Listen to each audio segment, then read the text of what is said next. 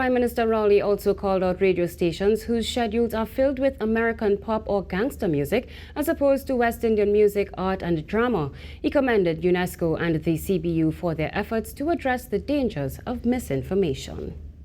Moving on to food security issues, eating and growing local food is the underlying aim of the National Agricultural Marketing and Development Corporation, or NAMDEVCO, and the farmers they assist. CEO Nirmala Debysingh says to grow for sustainability requires a plan on how to grow, how to boost growing and acquiring a stable market.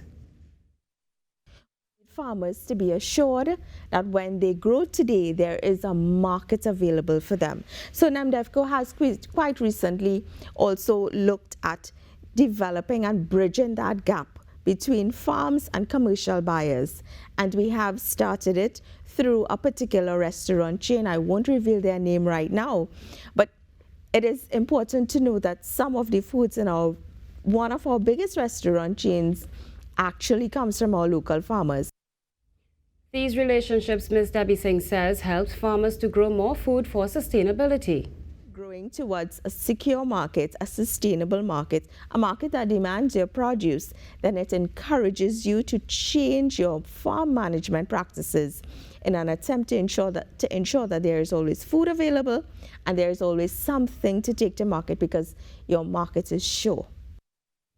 Ms. Debysingh says that while we must work on farmers' management skills, we have to be aware that there are other factors which could affect the stated goal of a reduced food bill in Trinidad and Tobago by 2025.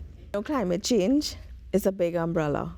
It has impacted significantly on the agriculture sector, and research is doing as much as possible to bridge that gap of climate change and the impact that climate change has had on production. We're looking at, increased input costs. We're looking at pests and diseases that we've not normally and traditionally seen. So these are some of the issues that we have to mitigate. Bridging the gap between research and commercialization, the NAMDEVCO CEO says is a concrete way to reduce future challenges with more public-private partnerships.